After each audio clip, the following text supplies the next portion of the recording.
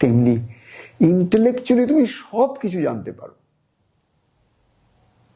তুমি গীতা, ভাগবত, চণ্ডী, বেদ, বেদান্ত, পৃথিবীর যত ধর্ম, গদ, পথ যা কিছু আছে সব কিছু তুমি পড়ে ফেলে অপূর্ব ভাষণ দেবার ক্ষমতা রাখতে পারো। মানুষকে মন্ত্রমুগ্ধ করে দিতে পারো তোমার বুদ্ধির তেজ আর ক্ষমতায়। কিন্তু উপলব্ধির দ্বার একমাত্র অহং মুক্তিতে আসে। আর সেই অহং মুক্তির চাবিকাঠি যেটা, আমাদেরকে অহং মুক্ত করার জন্য যে চাবিটা, ওই চাবিটা ভগবান মাত্র একজনের হাতে দিয়ে একটা শরীরের জন্য পাঠান।